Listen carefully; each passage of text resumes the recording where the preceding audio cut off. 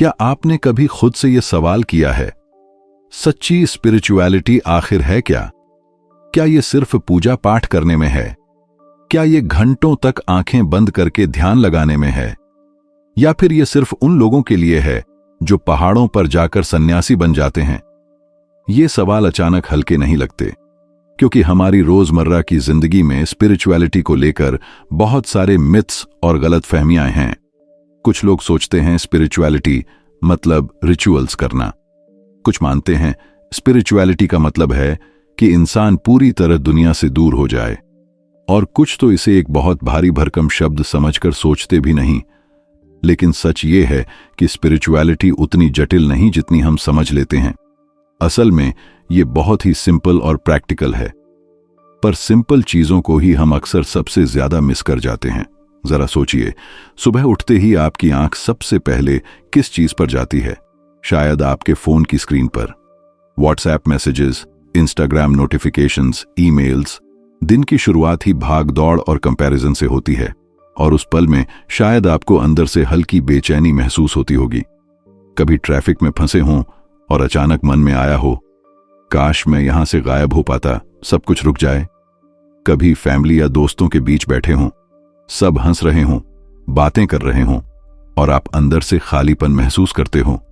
या कभी रात को सोने से पहले अचानक ये सवाल आया हो, मैं ये सब क्यों कर रहा हूं? क्या मेरी जिंदगी सिर्फ इसी तक सीमित है? ये सारे अनुभव, ये छोटी छोटी बेचैनियां असल में हमारे अंदर के उस हिस्से की आवाज है जो हमें स्पिरिचुअलिटी की तरफ बुला रहा है। ये कोई बाहरी चीज नहीं, बल्कि हमारी इनर कॉलिंग है। लाओ त्जू ने भी कहा था, knowing others is intelligence, knowing yourself is true wisdom. मतलब स्पिरिचुअलिटी वहीं से शुरू होती है जब हम दूसरों की बजाय अपने अंदर झांकना शुरू करते हैं। पर यहां एक और दिलचस्प बात है। जब भी हम स्पिरिचुअलिटी सुनते हैं तो दिमाग में तुरंत बड़े बड़े गुरु, मठ, मंदिर या कठिन साधनाएं आ जाती हैं। लेकिन अगर आप गौर से देखें तो स्पिरिचुअलिटी हमारे रोजमर्रा के सबसे छोटे छोटे पलों में छुपी है। जैसे एक बच्चा जब खिलखिलाकर हंसता है तो उस मासूम हंसी में भी स्पिरिचुअलिटी है। जब आप किसी थके हुए इंसान को बिना कहे पानी का गिलास पकड़ा देते हैं, उसमें भी स्पिरिचुअलिटी है। यहां तक कि जब आप थोड़ी देर के लिए अपने कमरे की खिड़की खोलकर बस हवा का झोंका महसूस करते हैं, तब भी वो एक आध्यात्मिक अनुभव है। फिर भी हम इसे रिकॉग्नाइज नहीं कर पाते, क्योंकि हम इसे किसी बड़ी चीज के रूप में देखते हैं। हम सोचते हैं कि स्पिरिचुअलिटी कोई अलग दुनिया है जहां हमें पहुंचने के लिए लंबा सफर करना पड़ेगा।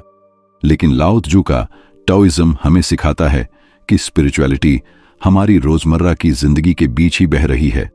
बस हमें इसे देखना और जीना सीखना है। अब मैं आपसे एक सवाल पूछता हूं, क्या आपने कभी ऐसा महसूस किया है कि जब आप नेचर में होते हैं तो आपके अंदर एक अजीब सी शांति उतर आती है? जैसे पेड़ों के बीच बैठकर अचानक आपके सारे विचार धीमे हो जाते हैं, या नदी किनारे बैठते ही मन खुद ब खुद हल्का महसूस करने लगता है। असल में ये वही फ्लो है, वही नेचुरल कनेक्शन है जिसे टाओइज्म स्पिरिचुअलिटी का मूल मानता है। ये कहता है स्पिरिचुअलिटी का मतलब है नेचर की तरह फ्लो करना। जैसे पानी बहता है, हवा चलती है, पौधा बढ़ता है, वैसे ही जिंदगी के साथ बहना। लेकिन हम क्या करते हैं? हम हर चीज को कंट्रोल करने की कोशिश करते हैं। करियर कंट्रोल करना है, रिश्ते कंट्रोल करने हैं, यहां तक कि अपनी भावनाओं को भी कंट्रोल करना चाहते हैं, और इस स्ट्रगल में हम थक जाते हैं। तो शायद असली सवाल ये नहीं है कि स्पिरिचुअलिटी कहां मिलेगी, बल्कि असली सवाल ये है कि क्या हम अपनी रिजिडनेस छोड़कर लाइफ के साथ बहना सीख सकते हैं? स्पिरिचुअल होने का मतलब ये नहीं है कि आप कुछ एक्स्ट्रा बन जाएं। इसका मतलब है कि आप अपने भीतर की सिंप्लिसिटी को फिर से पालें। वो सिंप्लिसिटी जो बचपन में थी, जब हम बिना डर और बिना कैलकुलेशन के जीते थे। वो इनोसेंस, वो ओपननेस, वो क्यूरियोसिटी, यही स्पिरिचुअलिटी का असली चेहरा है। और ये वहीं से शुरू होती है जब आप खुद से पूछते हैं, मैं कौन हूं, मैं क्यों भाग रहा हूं, और क्या होगा अगर मैं बस थोड़ी देर रुक जाऊं। इसीलिए इस वीडियो की शुरुआत मैंने एक सिंपल सवाल से की, स्पिरिचुअलिटी क्या है? क्योंकि यही सवाल आपको आगे ले जाएगा। आप पाएंगे कि स्पिरिचुअलिटी कोई अलग प्रैक्टिस नहीं बल्कि एक नया नजरिया है। और इसी नए नजरिए जरा अपनी रोजमर्रा की जिंदगी की तस्वीर सोचिए। सुबह अलार्म बजता है, आंखें खुलने से पहले ही हम फोन उठाते हैं। व्हाट्सएप पर ढेरों मैसेज, इंस्टाग्राम पर एंडलेस स्क्रॉल और ईमेल की नोटिफिकेशंस। ऐसा लगता है जैसे दिन की शुरुआत ही एक रेस से हो रही हो। आप उठते हैं, भागते भागते तैयार होते हैं। बाहर ट्रैफिक, अंदर डेडलाइंस, कभी काम का दबाव, कभी फैमिली की जिम्मेदारियां, कभी पैसों की चिंता। और इस सब के बीच एक सवाल धीरे धीरे मन के किसी कोने से उठता है, क्या जिंदगी सिर्फ इसी तक सीमित है? आप सोचिए, कितनी बार ऐसा हुआ है कि आप दिन भर व्यस्त रहे, हर टास्क पूरा किया, लोगों से मिले, लेकिन रात को बिस्तर पर लेटकर मन में खालीपन रह गया। ऐसा लगता है कि सब कुछ किया, लेकिन कोई गहराई नहीं मिली, कोई शांति नहीं मिली। ये अनुभव हम सबके लिए कॉमन है। कभी ये ऑफिस में महसूस होता है, कभी अपने ही घर में, कभी किसी भीड़-भाड़ वाले मॉल में, तो कभी किसी शांत कमरे में। और ये पैराडॉक्स है, इतनी सारी एक्टिविटी और एक्साइटमेंट के बावजूद भी हम अंदर से अधूरे लगते हैं। लाओ त्जू की टीचिंग यहीं कनेक्ट होती है। वो कहते हैं कि हम जिस शांति की तलाश बाहर कर रहे हैं वो असल में हमारे अंदर ही है। लेकिन हमारी समस्या ये है कि हम बाहर भागते हैं, ज्यादा काम, ज्यादा सक्सेस, ज्यादा पोजेशंस, इस उम्मीद में कि शायद वहां से हमें संतोष मिलेगा। लेकिन जितना हम बाहर दौड़ते हैं उतना ही अंदर खालीपन बढ़ता जाता है। अब मैं आपको एक रिलेटेबल एग्जाम्पल देता हूं। मान लीजिए आप दिन भर दौड़ भाग करते हैं, घर लौटते हैं और थके हारे कुर्सी पर बैठते हैं। उसी वक्त कोई आपको एक प्याली गरम चाय पकड़ाता है। आप चाय की खुशबू लेते हैं, एक घूंट पीते हैं और अचानक लगता है कि जिंदगी कुछ देर के लिए धीमी हो गई है। वो छोटा सा पॉज, वो छोटा सा कंफर्ट, यही मोमेंट है जो हमें स्पिरिचुअलिटी की झलक दिखाता है। क्योंकि स्पिरिचुअलिटी कोई एक्स्ट्रा चीज नहीं है, ये वही सिंपल अवेयरनेस है, उस चाय की खुशबू को महसूस करना, उस एक पल को पूरी तरह जी लेना। लेकिन हमारी दिक्कत यह है कि हम अक्सर इस सिंप्लिसिटी को इग्नोर कर देते हैं। हम सोचते हैं कि स्पिरिचुअलिटी का मतलब होगा कोई बड़ी साधना, कोई कॉम्प्लेक्स मेडिटेशन टेक्निक, जबकि असल में स्पिरिचुअलिटी शुरू होती है इन्हीं छोटे छोटे पलों को पहचानने से। एक और एग्जाम्पल लीजिए। आप एक दिन बहुत परेशान हैं, दिमाग में ढेरों विचार चल रहे हैं। अचानक आप बाहर निकलते हैं और देखते हैं कि बारिश हो रही है, हवा ठंडी है, मिट्टी की खुशबू आ रही है। कुछ देर के लिए आप बस रुक जाते हैं और बारिश को देखते रहते हैं। उस पल में आपके सारे विचार धीरे धीरे शांत हो जाते हैं। यही स्पिरिचुअलिटी की खिड़की है। वो आपको सिखाती है कि जब आप लाइफ को कंट्रोल करने की बजाय ऑब्जर्व करते हैं तो आपको असली शांति मिलती है। अब जरा सोचिए, कितनी बार हम इस तरह के पलों को मिस कर देते हैं। हम बारिश को एंजॉय करने की बजाय कंप्लेन करने लगते हैं, ओह कपड़े भीग गए। हम ट्रैफिक में फंसने की बजाय उस वक्त को ऑब्जर्व नहीं करते कि लोग कैसे जी रहे हैं, आसमान कैसा दिख रहा है। हम हर चीज को स्ट्रगल बना लेते हैं। यहीं पर टाओइज्म हमें एक सिंपल बट डीप लेसन देता है। फ्लो के साथ चलो, रेजिस्टेंस मत करो, हर पल को स्वीकार करो। ये बात इतनी प्रैक्टिकल है कि अगर हम इसे समझ लें तो हमारी रोजमर्रा की जिंदगी बदल सकती है। उदाहरण के तौर पर, अगर कोई मीटिंग डिले हो जाए तो आप चिढ़ने की बजाय उस एक्स्ट्रा टाइम को खुद के साथ बिताना सीख सकते हैं। अगर कोई रिश्ते में मिसअंडरस्टैंडिंग हो जाए तो रिजिड होकर लड़ने की बजाय पानी की तरह फ्लेक्सिबल होकर हल निकाल सकते हैं। और अगर कोई योजना बिगड़ जाए तो गुस्सा करने की बजाय उसे एक नए रास्ते की तरह देख सकते हैं। स्पिरिचुअल होना मतलब है एवरीडे एक्सपीरियंसेस में वो गहराई खोजना जो अक्सर हमारी नजरों से छुप जाती है। लेकिन यहां एक सवाल आता है, अगर ये इतना सिंपल है तो फिर हम बार बार खाली क्यों महसूस करते हैं? क्यों ये बेचैनी बार बार लौट कर आती है? इसका कारण है हमारा दिमाग हमेशा फ्यूचर या पास्ट में रहता है। हम या तो कल के रिग्रेट्स में फंसे रहते हैं या आने वाले कल की चिंता में। हम रेयरली प्रेजेंट मोमेंट में पूरी तरह जीते हैं। और टाओइज्म का मूल संदेश यही है, बी हियर, बी नाउ, अभी में जीना। यही हमें सच्ची स्पिरिचुअलिटी की तरफ ले जाता है। तो अगर आप सोच रहे हैं कि स्पिरिचुअलिटी कोई दूर की चीज है, तो आपको बस इतना समझना है, वो आपके हर रोज के अनुभव में है। आपकी चाय की प्याली में, बारिश की खुशबू में, एक दोस्त की मुस्कान में, ट्रैफिक में बिताए गए एक्स्ट्रा 5 मिनटों में। और जब आप इन्हें पहचानना शुरू कर देते हैं, तब आपके अंदर की बेचैनी धीरे धीरे शांति में बदलने लगती है। ये कोई एक दिन में नहीं होता, लेकिन ये जर्नी शुरू हो जाती है। तो इस भागदौड़ और खालीपन के बीच स्पिरिचुअलिटी हमें क्या सिखाती है? वो हमें बताती है कि शांति बाहर नहीं मिलेगी। शांति वहीं मिलेगी जब हम हर छोटे पल को पूरी तरह जिए। अब यही सोच हमें अगले स्टेप की तरफ ले जाएगी। आगे हम लाओ त्जू की एक गहरी कहानी देखेंगे, जहां से हम समझेंगे कि कैसे नेचर और लाइफ की सिंप्लिसिटी हमें सच्चे स्पिरिचुअलिटी की ओर ले जाती है। लाओ त्जू के बारे में कहा जाता है कि वो साधारण शब्दों में असाधारण सच्चाइयां बताते थे। उनकी बातें छोटी लगती थीं, लेकिन जितना आप सोचते हैं उतनी ही गहराई उनमें नजर आती है। उनकी एक प्रसिद्ध टीचिंग है, man is born soft and weak but dies hard and rigid. यानी इंसान जब पैदा होता है तो नरम, कोमल और लचीला होता है, लेकिन जैसे जैसे वो बड़ा होता है और अंत तक पहुंचता है, उसका शरीर कठोर और जड़ हो जाता है। अब इस बात को थोड़ी देर रुककर महसूस कीजिए। एक नवजात शिशु की कल्पना कीजिए। उसकी त्वचा कितनी मुलायम होती है, उसकी उंगलियां इतनी लचीली कि आप हल्का सा स्पर्श करें तो वो मुस्कुरा देता है। उसमें कोई रिजिडिटी नहीं होती। उसकी हंसी भी उतनी ही स्वाभाविक होती है। कोई दिखावा नहीं, कोई एजेंडा नहीं। अब दूसरी तरफ सोचिए, एक पुराना पेड़।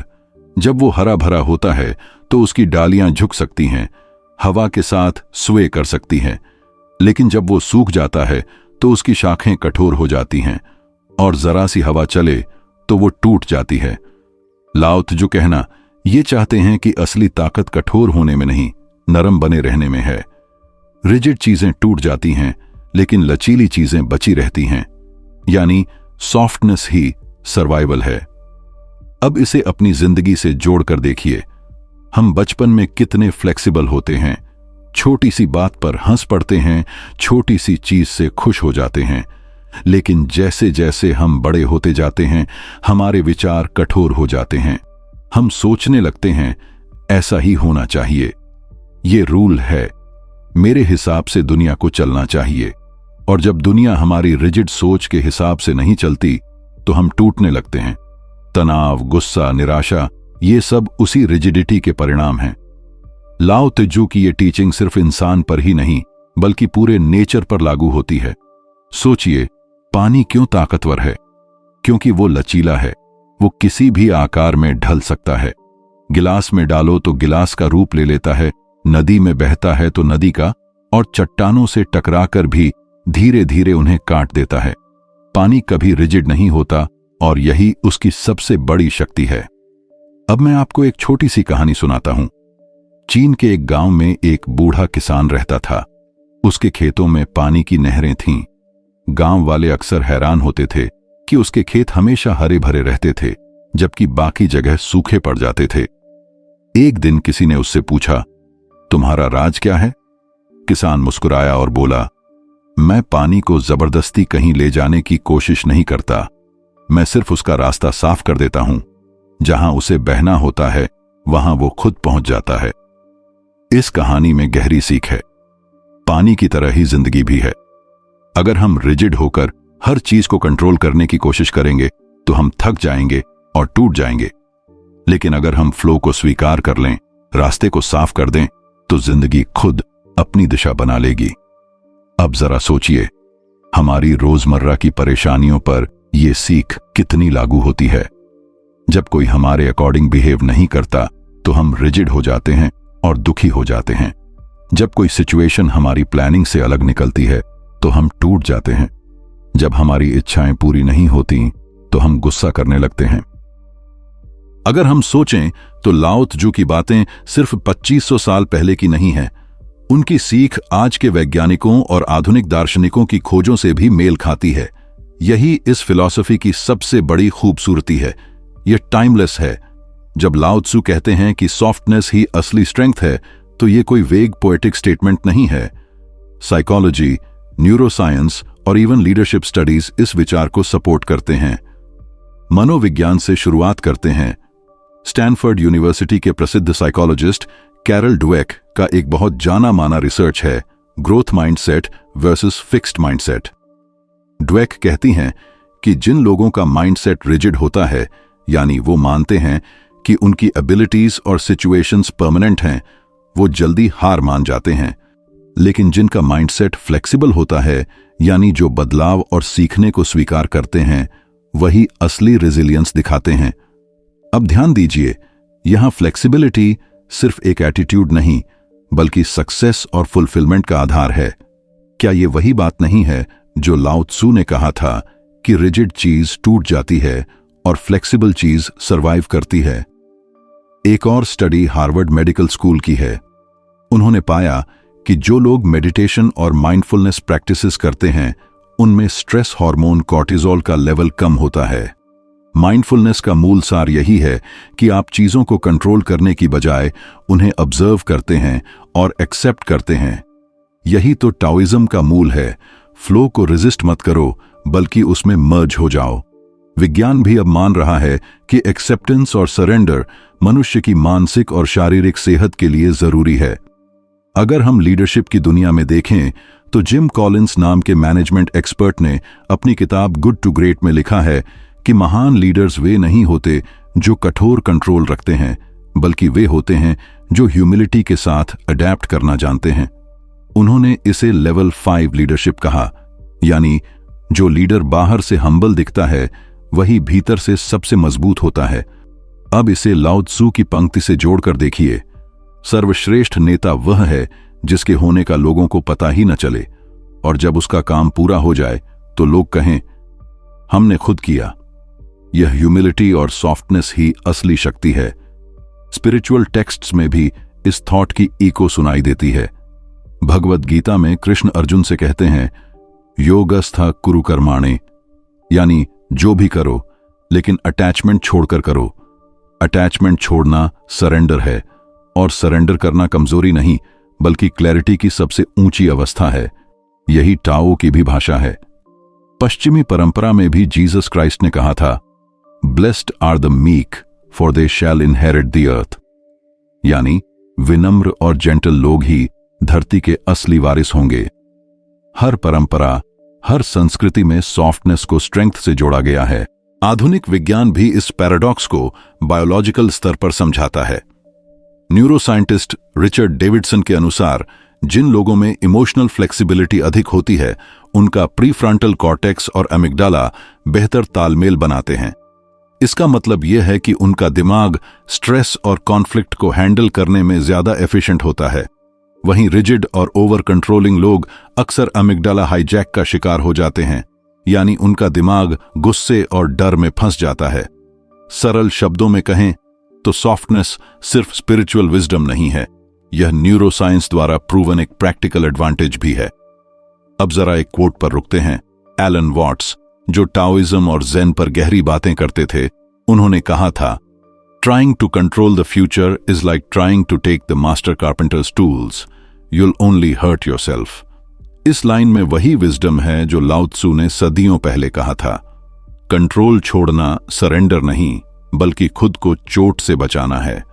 आज के हसल कल्चर में भी यह सीख और भी रेलेवेंट हो जाती है। मॉडर्न लाइफस्टाइल हमें पुश करता है, अचीव मोर, कंट्रोल मोर, नेवर स्टॉप। लेकिन यही कल्चर बर्नआउट पैदा कर रहा है। अमेरिकन साइकोलॉजिकल एसोसिएशन की 2023 की एक रिपोर्ट बताती है कि करीब 77% एडल्ट्स क्रॉनिक स्ट्रेस से जूझ रहे हैं। क्यों? क्योंकि हम हर चीज को कंट्रोल करना चाहते हैं, करियर, रिलेशनशिप, फ्यूचर, रेप्यूटेशन, जबकि टाओइज्म हमें सिखाता है, छोड़ो, फ्लो के साथ जाओ और देखो जिंदगी कैसे अनफोल्ड होती है। यानी चाहे आप साइकोलॉजी देखें, न्यूरोसाइंस, स्पिरिचुअलिटी या लीडरशिप स्टडीज, हर जगह लाओ त्सू की यह टाइमलेस बात गूंजती है। सॉफ्टनेस कमजोरी नहीं है, एक्सेप्टेंस हार नहीं है, सरेंडर डिफीट नहीं है। ये सब वो हिडन पावर्स हैं जिन्हें समझकर इंसान भीतर से अटूट बनता है। और यही टाओइज्म की ताकत है। वो आपको बताता है कि जिंदगी जीतने का तरीका लड़ाई में नहीं, फ्लो में है। अगर इस पूरी चर्चा को एक वाक्य में समेटना हो तो वही होगा जो लाओ त्सु हमें बार बार याद दिलाते हैं। सॉफ्टनेस ही असली स्ट्रेंथ है। यही वो मंत्र है जो टाओइज्म की पूरी नींव को थामे हुए है। हम अक्सर ताकत को कठोरता में खोजते हैं। हमें लगता है कि जो कठोर है, जो झुकता नहीं, वही मजबूत है। लेकिन जिंदगी बार बार हमें दिखाती है कि जो रिजिड होता है वो एक दिन टूट जाता है, और जो लचीला होता है वही हर परिस्थिति में सरवाइव करता है, ग्रो करता है और अंत में जीतता है। जरा सोचिए, जब भी हम जीवन की किसी चुनौती से टकराते हैं, चाहे वह किसी रिश्ते का संघर्ष हो, काम में असफलता हो या भीतर की बेचैनी, हम रिजिड होकर रेजिस्ट करते हैं। हम लड़ते हैं, कंट्रोल करने की कोशिश करते हैं और आखिरकार थक जाते हैं। लेकिन जब हम पानी की तरह फ्लो करना सीख जाते हैं तो चीजें खुद ब खुद आसान लगने लगती हैं। पानी का यही सीक्रेट है। वो लड़ाई नहीं करता, वो अपनाता है, वो एडजस्ट करता है और फिर भी अंत में वही सबसे मजबूत बनकर सामने आता है। इस विचार को याद रखने का एक सरल मंत्र हो सकता है, झुको लेकिन टूटो मत। जीवन आपको 1000 बार झुकाएगा, कभी किसी अपमान से, कभी किसी असफलता से, कभी अपने ही डर से। रिजिड व्यक्ति इन झुकावों में टूट जाएगा, लेकिन जो झुकना सीख लेता है वो अंततः सीधा खड़ा हो जाता है। ठीक वैसे ही जैसे बांस का पेड़ जो हर आंधी में झुकता है लेकिन कभी टूटता नहीं। इसे एक और तरह से समझिए, कंट्रोल छोड़ो, क्लैरिटी पाओ। जब हम हर चीज को कंट्रोल करने की कोशिश करते हैं तो हमारा मन धुंधला हो जाता है। गुस्सा, निराशा, डर सब मिलकर हमें ब्लाइंड कर देते हैं। लेकिन जब हम थोड़ा कंट्रोल छोड़ते हैं, सरेंडर करते हैं, तो क्लैरिटी आती है। यह क्लैरिटी हमें सही निर्णय लेने देती है। यही सरेंडर, यही लेटिंग गो ही तो असली ताकत है। अब इस मंत्र को और गहराई से महसूस कीजिए। सॉफ्टनेस का मतलब यह नहीं है कि आप पैसिव हो जाएं, कि आप जिंदगी से भाग जाएं। सॉफ्टनेस का मतलब है एक्टिव एक्सेप्टेंस। इसका मतलब है आप रेजिस्टेंस कम करें और फ्लो में रहना सीखें। सोचिए, नदी कितनी पावरफुल होती है। वो चट्टानों को काट देती है, घाटियां बना देती है, लेकिन उसका तरीका कठोरता का नहीं बल्कि लगातार बहते रहने का है। यही सॉफ्टनेस है, धीमी लेकिन अडिग शक्ति। इस बात को अलग ढंग से कहें तो सरेंडर ही असली फ्रीडम है। हम सोचते हैं कि अगर हमने कंट्रोल छोड़ दिया तो हम पावरलेस हो जाएंगे, लेकिन असल में उल्टा होता है। जब हम कंट्रोल छोड़ते हैं तभी हमें फ्रीडम मिलती है। फ्रीडम इस डर से कि क्या होगा, फ्रीडम इस एंग्जाइटी से कि सब मेरे हिसाब से क्यों नहीं हो रहा, फ्रीडम उस भारी बोझ से जो हम रोज उठाए घूमते हैं। कंट्रोल छोड़कर ही हम हल्के हो सकते हैं और हल्का इंसान ही ज्यादा दूर उड़ सकता है। अब आप देख सकते हैं कि ये कोर आइडिया अलग अलग तरीकों से हमारे सामने आता है। पानी की तरह बनो, बांस की तरह झुको, कंट्रोल छोड़ो, फ्लो में रहो, सरेंडर करो। ये सब अलग अलग शब्द हैं, लेकिन इन सब का संदेश एक ही है, सॉफ्टनेस ही स्ट्रेंथ है। यही वो गूंज है जो टाओइज्म हमें सुनाता है और यही वो मंत्र है जिसे हमें अपनी रोजमर्रा की जिंदगी में बार बार याद दिलाना चाहिए। अगर कभी आप तनाव में हों तो खुद से कहिए, मैं पानी हूं, रास्ता खुद निकलेगा। अगर किसी रिश्ते में फ्रिक्शन हो तो कहिए, मैं बांस हूं, झुकूंगा लेकिन टूटूंगा नहीं। और अगर जीवन के किसी बड़े फैसले में क्लैरिटी न मिले तो खुद को याद दिलाइए, सरेंडर ही असली फ्रीडम है। धीरे धीरे ये बातें आपके भीतर बैठ जाएंगी और जब ये बैठ जाएंगी तो आप देखेंगे कि आपका नजरिया ही बदल गया है। आखिरकार स्पिरिचुअलिटी का मतलब यही है, हर बार वही मंत्र अलग अलग शब्दों में सुनना जब तक कि वो आपके खून में उतर न जाए। लाओ त्सु हमें यही मंत्र देते हैं और अगर हम इसे गहराई से समझ लें तो जीवन का हर संघर्ष, हर डर, हर सवाल सब हल्का हो जाता है।